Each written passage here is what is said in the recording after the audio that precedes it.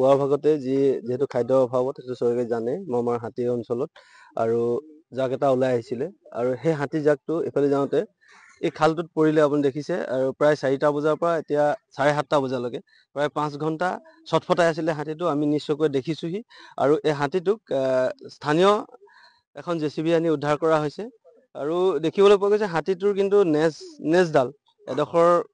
কটা আছে এডোখৰ ছিগা আৰু লগতে এটা চকু বগা দেখিবলৈ পোৱা গৈছে আৰু যথেষ্ট কষ্টত আছে হাতীটো মাইকী হাতী হয় এজনী